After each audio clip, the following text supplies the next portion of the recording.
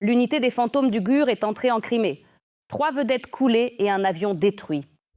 Grosse prise des forces ukrainiennes. Un radar Kasta à 60 millions de dollars détruit à Zaporizhia. Attaque contre le bâtiment du FSB en Crimée. Des dizaines d'officiers sont portés disparus. Aksionov est convoqué par Poutine pour s'expliquer.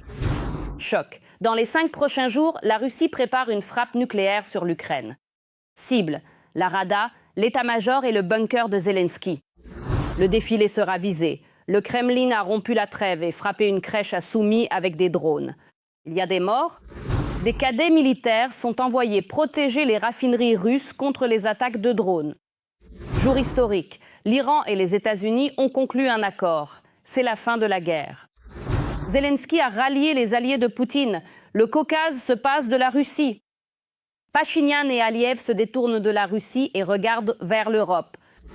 Coup de poignard, Fico a catégoriquement refusé de participer au défilé de Poutine. Louhansk est actuellement submergé par les déchets, tandis que les autorités envisagent désormais d'extraire de l'or en RPL. Scandale, l'Autriche a décidé d'expulser des espions russes qui se cachent sous un statut diplomatique officiel. Bonjour, je m'appelle Yulia Kokan. Voici l'essentiel de l'actualité. Mais d'abord, likez cette vidéo et abonnez-vous à notre chaîne pour ne rien manquer de nos contenus sur YouTube. Brillante opération spéciale de liquidation menée par le GUR. Les occupants perdent un avion B-12, 3 vedettes et un navire de ravitaillement. Tout ce matériel a été détruit par l'unité des fantômes du GUR sur la péninsule de Crimée. Regardez par vous-même.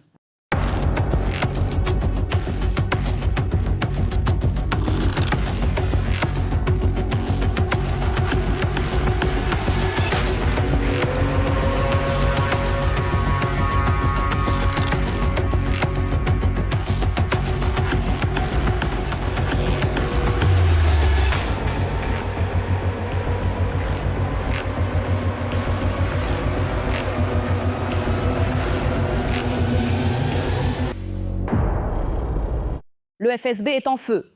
Hier, peu avant minuit, 6 drones ukrainiens ont frappé les installations du bâtiment du service fédéral de sécurité dans la ville d'Armiansk.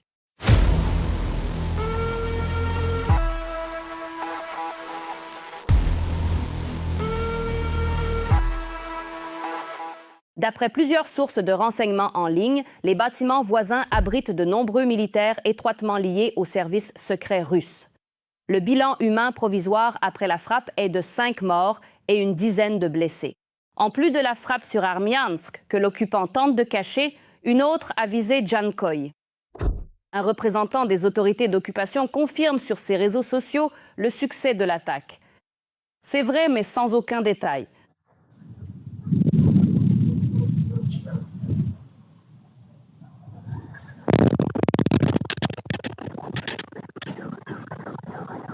Ainsi, le gauleiter de Crimée, Aksionov, a passé sous silence Armiansk, mais a évoqué Jankoï. Sur les réseaux sociaux, on rapporte que la nuit du 6 mai a été mouvementée dans la région occupée de Louhansk.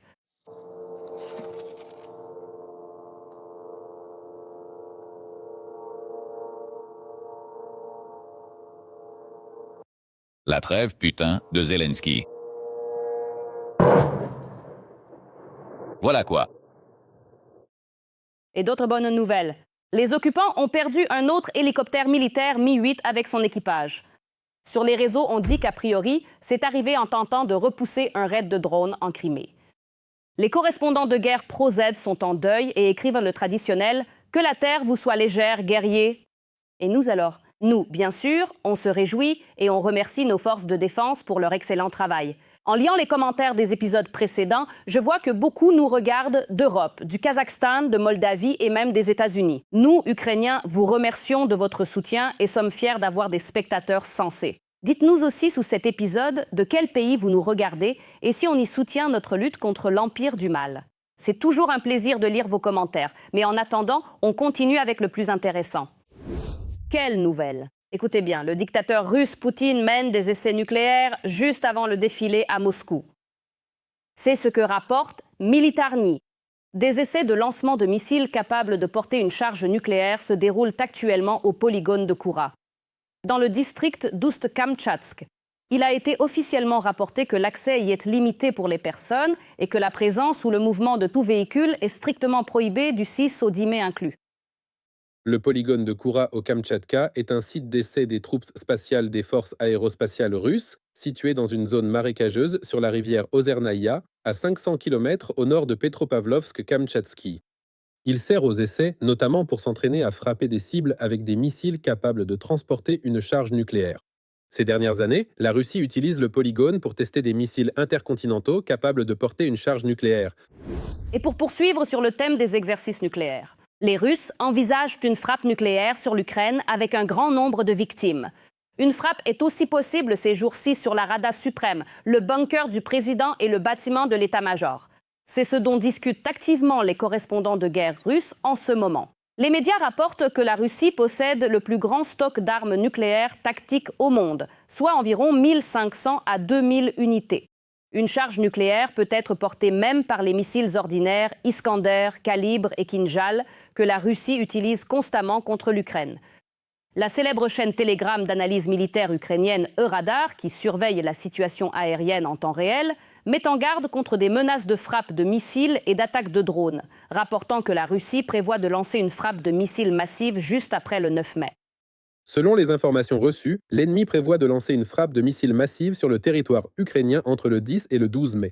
Outre les missiles balistiques et drones d'attaque, des bombardiers stratégiques Tu-95MS, Tu-160, Tu-22M3 et MiG-30 et 1K participeront à la frappe, ciblant principalement Kiev et sa région. Qu'en dites-vous? Est-ce une nouvelle intimidation? Partagez vos réflexions en commentaire. Malgré ces craintes, le Kremlin prépare son défilé. Hier, des images de la répétition de la Pobedobessia sur la place Rouge ont circulé.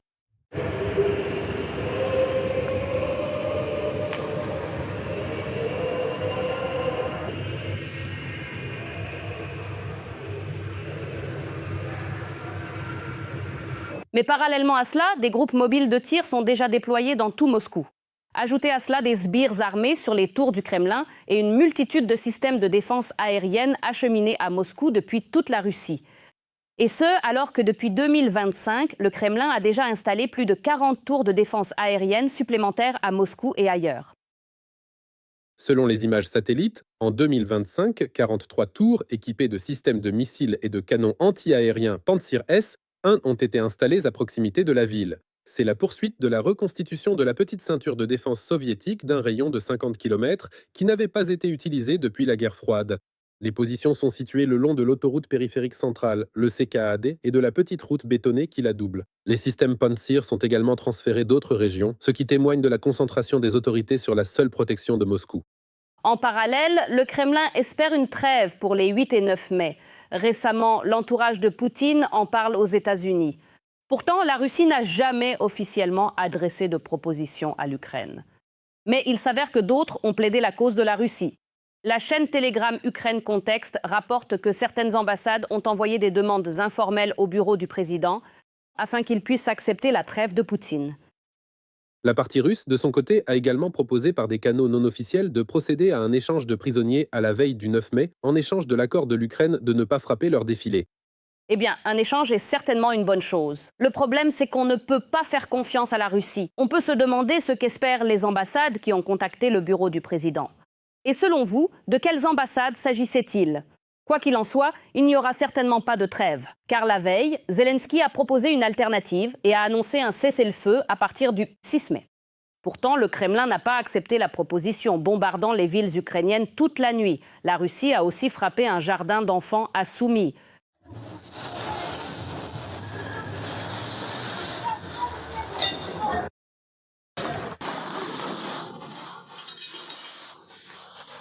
Allez, l'ennemi a lancé 2 drones sur une école maternelle. Heureusement, il n'y avait pas d'enfants.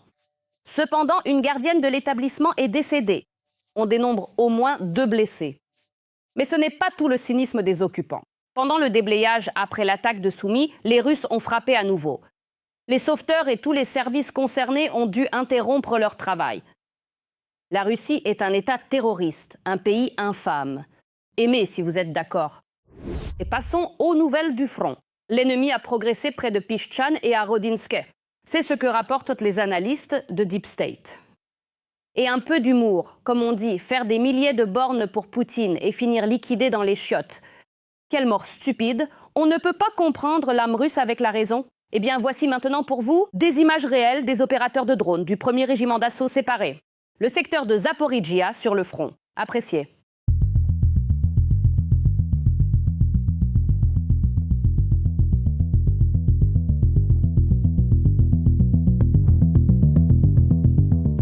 Mais ce n'est pas tout. De plus, du 3 au 5 mai, les forces de drones ont frappé plusieurs cibles ennemies. Le premier centre séparé aurait détruit un radar Kasta, valant environ 60 millions de dollars, dans la région de Zaporijjia. De plus, un campement militaire temporaire et une locomotive ont également été pris pour cible à Luhansk, ainsi qu'un important dépôt logistique situé à Donetsk.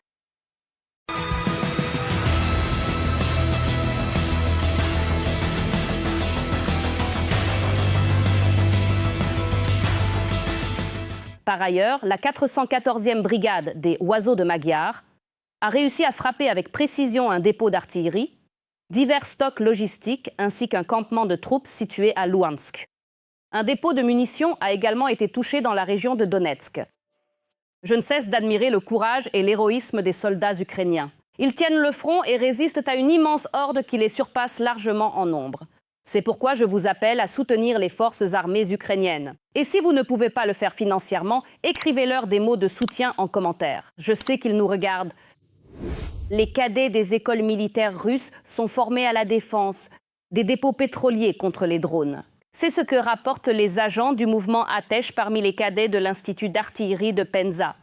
Selon eux, les cadets de cet établissement devraient intégrer des groupes mobiles pour garder les dépôts pétroliers et les installations de carburant sur le territoire russe.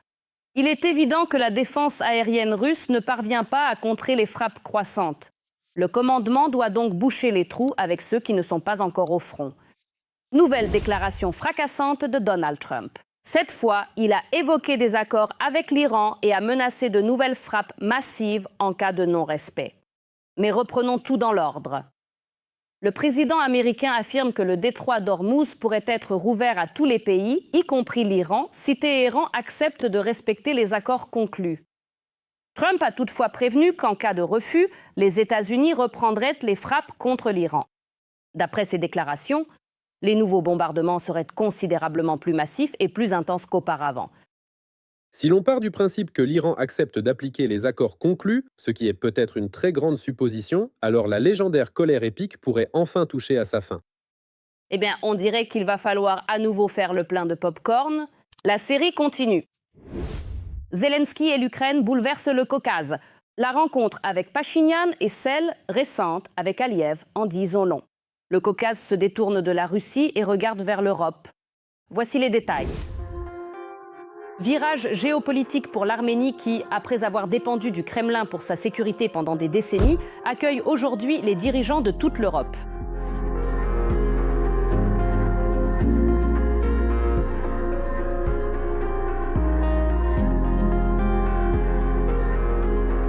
Erevan a accueilli le tout premier sommet bilatéral Union européenne-Arménie de l'histoire. Cet événement a suivi le 8e sommet de la communauté politique européenne qui s'est tenu dans le pays. Pour cette introduction, je tiens à vous remercier ainsi que le président Costa pour la très aimable invitation à ce sommet. Le sommet de l'Union européenne à Erevan démontre que le modèle de sécurité européen remplace les structures inefficaces comme l'OTSC. L'espace post-soviétique n'est plus une affaire intérieure du Kremlin.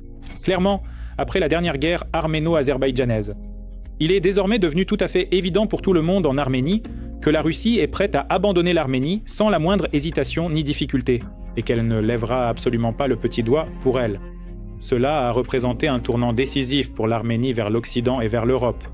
Le sommet de la communauté politique européenne témoigne de cette nouvelle orientation de développement pour l'Arménie, et ce, dans un futur extrêmement proche. La présence de Volodymyr Zelensky au sommet et sa participation directe à l'événement sont une déclaration claire que l'ère de la domination russe au Caucase est terminée et que les vieilles méthodes de contrôle du Kremlin ne fonctionnent plus. Le président ukrainien a également rencontré le premier ministre arménien Pachinian. Il est clair que l'Arménie s'oriente désormais davantage vers l'Europe, partenaire de l'Ukraine, que vers la Russie. C'est précisément la raison pour laquelle, en théorie du moins, elle se montre même tout à fait prête à inviter le président ukrainien en Arménie, ce que de nombreux observateurs en Russie ont perçu comme un véritable affront, une gifle monumentale portée à leur grandeur impériale. Divers propagandistes pro-guerre et soi-disant correspondants militaires étaient, bien sûr, furieux. Ils exigeaient farouchement que les soldats de la paix russes à Gyumri, ils sont 5000 là-bas, attaquent immédiatement Zelensky et le fassent aux prisonniers. Et tout ce genre de choses. Enfin, évidemment, tout ça n'est pas sérieux. Mais c'est une gifle. Bon, ils ne vont visiblement pas l'admettre publiquement. L'influence russe dans le Caucase du Sud chute rapidement. Le Kremlin perd sa position d'acteur clé et la région se tourne activement vers de nouveaux alliés. Une région où elle était présente depuis une période très reculée, remontant à l'époque du règne de Pierre le Grand. Ils ont par la suite tenté d'établir leur contrôle total sur cette région. Il apparaît très clairement aujourd'hui que leur influence y décline à une vitesse extrêmement rapide. Et ce, même parmi des États hostiles, l'un envers l'autre, comme l'Arménie et l'Azerbaïdjan. Rappelons que le 25 avril a eu lieu la première visite de Volodymyr Zelensky en Azerbaïdjan depuis le début de la guerre totale. Les parties ont consolidé des accords dans les domaines de la sécurité, de l'énergie et du complexe militaro-industriel. La coopération existait déjà avant la période de l'invasion à grande échelle. Depuis le début de l'invasion totale de l'Ukraine par la Russie, elle n'a fait que se renforcer. L'Ukraine a toujours reconnu l'intégrité territoriale et la souveraineté de l'Azerbaïdjan. Et l'Azerbaïdjan a toujours fait de même pour l'Ukraine. Et maintenant, on discute assez activement des possibilités de coopération technico-militaire et autres avec l'Azerbaïdjan. Pour l'Ukraine, l'Azerbaïdjan est un partenaire potentiel très important, tout comme l'Ukraine l'est pour l'Azerbaïdjan. Les relations entre l'Azerbaïdjan et la Russie traversent une profonde crise de confiance. La visite de Volodymyr Zelensky a été un puissant catalyseur de cette dégradation, bien que les tensions s'accumulaient depuis des années. On voit comment les relations entre l'Azerbaïdjan et la Russie se détériorent actuellement. Et même si la Russie a présenté ses excuses et versé des indemnités pour l'avion abattu et que l'Azerbaïdjan a tout accepté, on ne peut pas dire que cela ait immédiatement rétabli les relations à leur niveau antérieur. C'est-à-dire que l'Azerbaïdjan s'éloigne clairement de la Russie, il se tourne manifestement vers de nouveaux partenaires. Le statut de grande puissance pour la Russie appartient désormais au passé. Aujourd'hui, le Kremlin ne joue plus qu'un rôle d'acteur secondaire des processus mondiaux, se trouvant contraint de s'adapter à des réalités sur lesquelles il n'a plus d'influence réelle. Des lacs d'excréments, des routes défoncées et des décharges d'ordures. Non, ce n'est pas un film d'horreur, c'est Louhansk. Voici le résultat après l'arrivée de la Russie. Les habitants de Louhansk ont montré ce désastre sur les réseaux sociaux. Depuis 3 mois, la cour baigne dans les excréments alors que les tarifs des services publics augmentent.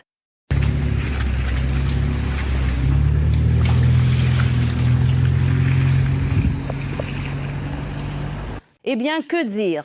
Partout où la Russie met les pieds, c'est la ruine totale et le chaos. Mais malgré tout cela, dans la soi-disant RPL, on va commencer à extraire de l'or. Sur les réseaux sociaux locaux, on écrit que l'exploration du gisement de Bobrikové dans le district d'Antratsit va bientôt commencer. Après l'expertise et l'approbation du projet, ils passeront à l'extraction proprement dite. Les médias rapportent que des structures liées aux entreprises moscovites Alchevsk Prom Group sont citées comme investisseurs. Et que pensez-vous de ces nouvelles ? Moi, ça me fait rire.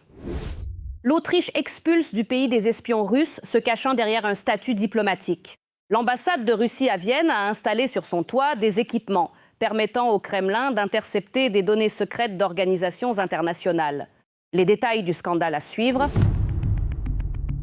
L'Autriche démantèle un réseau d'espions russes. Les autorités ont déclaré que les diplomates à Vienne utilisaient une soi-disant forêt d'antennes pour collecter des informations au profit de la mer Russie. Les intercepteurs n'étaient pas seulement sur l'ambassade, mais aussi sur les toits des maisons du quartier de Donaustadt, où vivent les diplomates et leurs familles. Les autorités du pays ont accusé d'espionnage 3 Russes, membres de la mission diplomatique. Leurs noms ne sont pas divulgués, mais ils auraient déjà quitté le territoire, rapporte le radiodiffuseur public ORF. Selon l'ORF, l'ambassadeur de Russie a été convoqué au ministère des Affaires étrangères en avril en raison des activités des diplomates. La partie russe a été priée de lever leur immunité diplomatique afin que les procureurs puissent mener une enquête. Cependant, elle a refusé, ce qui a conduit à l'expulsion, rapporte l'ORF. Comme indiqué, ils ont déjà quitté l'Autriche. L'ambassade de Russie en Autriche a accueilli cette nouvelle de manière hystérique sur ses réseaux sociaux. Le commentaire indique que la liste des persona non grata comprend, entre autres, des membres de la mission permanente auprès de l'OSCE, celle-là même dont les délégués surveillaient de près le cessez-le-feu entre l'Ukraine et la Russie dans le Donbass depuis 2014. Nous considérons cette nouvelle mesure inamicale des autorités autrichiennes comme injustifiée, purement politique et catégoriquement inacceptable. Tout comme dans les cas précédents, absolument aucune preuve ne nous a été soumise à notre attention. Et encore moins, de preuves de violation présumée de la Convention de Vienne sur les relations diplomatiques. Une réaction ferme de Moscou à ces actions absolument irréfléchies de la part de l'Autriche suivra sans aucun doute. La responsabilité de la détérioration future des relations bilatérales, déjà à leur niveau le plus bas de l'histoire moderne, incombe désormais entièrement à la responsabilité de Vienne. Ce groupe de Russes expulsés d'Autriche a mis à jour la liste des personnes accusées d'espionnage. Depuis 2020, 14 agents du Kremlin y ont été inscrits au total. Le plus grand scandale d'espionnage concerne un ancien membre du contre-espionnage autrichien, Egisto Ott. Il a été arrêté en 2024. Les services secrets ont établi qu'Ott gérait un réseau d'agents russes infiltrés, transmettait des téléphones gouvernementaux et des ordinateurs sécurisés à Moscou et traquait les opposants à Poutine en Europe. Ott est lié à Jan Marsalek, l'ex-patron d'une société de paiement allemande en faillite, réfugié à Moscou. Après l'arrestation d'Ott, l'Autriche, autrefois neutre, a durci le ton dans sa lutte contre les espions. Même les propagandistes russes ont été visés, ce qui a bien sûr provoqué un tollé général. Si la politique d'expulsion des journalistes russes n'est pas revue, des représailles de la part de la Russie sont inévitables. Elles suivront. Et ne venez pas dire ensuite que c'est la Russie qui expulse un journaliste autrichien. Non. C'est l'Autriche qui expulse les journalistes russes, les persécute, les empêche de travailler normalement, en répétant sans cesse ce même petit manège. La Russie réagira à cela s'ils ne finissent pas par retrouver véritablement la raison. Pendant que d'autres pays européens expulsaient les agents russes, un grand nombre d'entre eux ont trouvé refuge en Autriche. Il semble que cette porte se ferme aussi pour les Russes. Le gouvernement autrichien reconnaît de plus en plus qu'il faut changer les lois et lutter plus fermement contre les espions. Aurait-il changé de camp? Écoutez bien ceci. Le Premier ministre slovaque Robert Fico a annoncé qu'il se rendrait à Moscou le 9 mai pour voir Vladimir Poutine. Mais il ne participera pas au défilé militaire de la journée de la victoire. Qu'est-ce qui a fait changer d'avis Fico et qui se cache réellement derrière tout ça? Tous les détails dans ce reportage. Une vieille amitié serait-elle en train de se briser? Et Poutine perdrait-il ses alliés clés? Il y a quelques jours, le chef du gouvernement slovaque, Robert Fico, a suscité l'inquiétude de son grand ami, le dictateur russe Vladimir Poutine. Après avoir rencontré le président Volodymyr Zelensky lors de son passage à Erevan, le Premier ministre Robert Fico a déclaré qu'il se rendrait à Moscou le 9 mai pour voir Vladimir Poutine, tout en précisant qu'il ne souhaitait pas participer au défilé militaire de la victoire. Il a déclaré qu'il prévoyait seulement de déposer des fleurs au monument du soldat inconnu. Quant à sa visite à Moscou, là encore, il n'y a pas de rhétorique plus agressive. Il affirme qu'il ira voir Poutine, mais qu'il ne participera pas au défilé. Je déposerai des fleurs sur la tombe du soldat inconnu de l'armée rouge pour remercier de la libération au nom des Slovaques. Et j'ai prévu une brève rencontre avec le président Poutine. C'est tout. Je n'irai à aucun défilé militaire. Fico a défendu son voyage en Russie malgré les critiques de la Commission européenne. Je ne me laisserai pas acculer dans une situation où j'aurai des remords de conscience. Je rencontre Poutine et tout le monde me critique. Mais à mon retour, dans les couloirs de Bruxelles, même aux toilettes, tout le monde me demande ce qu'il a dit. Pourtant, pas plus tard que la semaine dernière, l'assistant de Poutine, Yuri Ushakov, assurait que le Premier ministre slovaque assisterait au défilé du 9 mai. Ushakov confirme que Fico sera présent au défilé de la victoire à Moscou. Le politologue Petro Oleszczuk pense que Fico n'a pas changé ses plans, mais que le Kremlin l'a fait. À part Fico, personne ne comptait se rendre à Moscou alors. Le Kremlin lui-même ne tenait pas tant à sa présence au défilé, car cela aurait paru étrange. L'année dernière, de nombreux dirigeants mondiaux étaient présents, dont celui de la Chine. Et aujourd'hui, Fico est seul. Et alors ? Qu'est-ce que cela est censé démontrer ? Une perte d'autorité et de prestige ? D'ailleurs, Fico lui-même n'était pas si impatient d'assister au défilé. Il est parfaitement conscient des menaces liées au déroulement effectif de ce défilé et de l'inquiétude grandissante des dirigeants russes pour la sécurité de l'événement. Et il est évident que Fico n'a absolument aucun intérêt à s'exposer à tout cela. Aujourd'hui, Fico tente de ménager la chèvre et le chou après l'affaiblissement de son allié Viktor Orban en Hongrie. Et Fico se retrouve aujourd'hui manifestement dans une situation extrêmement singulière et complexe, où il est désormais perçu par tous comme étant le chef de gouvernement européen le plus ouvertement pro-russe. Et apparemment, il n'est pas du tout à son aise dans ce rôle. Car avant, c'était Orban qui essuyait les plâtres avec ses déclarations pro-russes constantes, et Fico se contentait de le suivre. Ainsi, il n'était pas en première ligne, il recevait des avantages de la Russie, tandis qu'Orban encaissait les coups principaux. Et pour Fico, c'était manifestement une position très confortable. Dans le même temps, les analystes notent les tentatives de Fico d'adopter une politique plus modérée.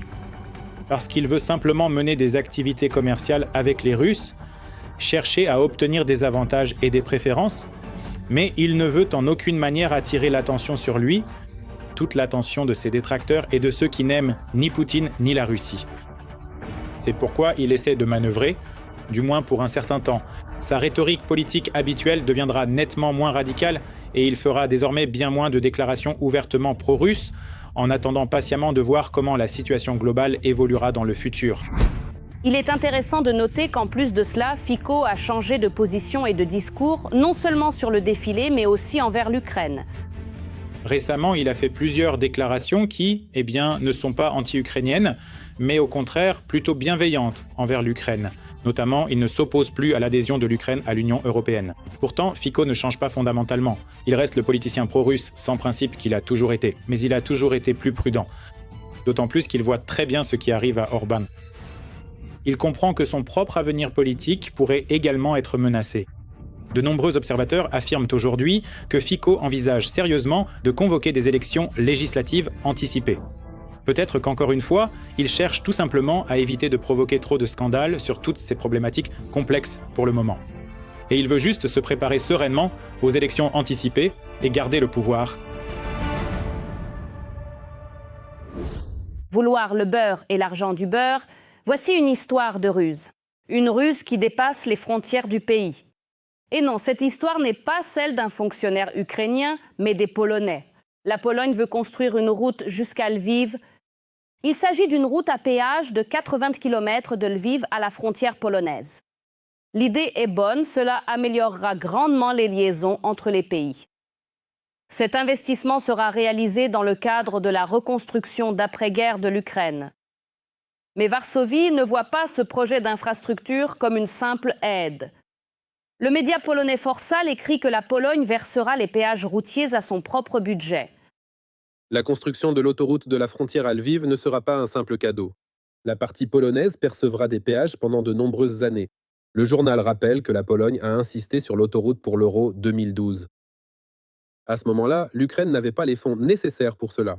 Un accord cadre entre la Pologne et l'Ukraine pourrait être signé lors de la conférence sur la reconstruction de l'Ukraine, les 25 et 26 juin à Gdańsk. Si le projet se concrétise, ce sera l'un des premiers exemples majeurs de l'aide polonaise à la reconstruction des infrastructures de l'Ukraine. Mais il n'y a pas que les routes. RMF 24 écrit que la Pologne créera une ligne ferroviaire à écartement européen, un terminal de fret en Ukraine centrale et un port polonais sur la mer Noire. Eh bien, les idées sont, disons, intéressantes. En ce qui concerne la route, c'est plutôt logique. Ils investissent, donc ils en tirent profit. Mais ne présentez pas cela comme une aide à la reconstruction. Et vous, qu'en pensez-vous? Écrivez-nous. C'est tout pour aujourd'hui. Aimez cette vidéo. N'oubliez pas de vous abonner à Ukraine aujourd'hui pour ne pas manquer les prochains épisodes. À bientôt.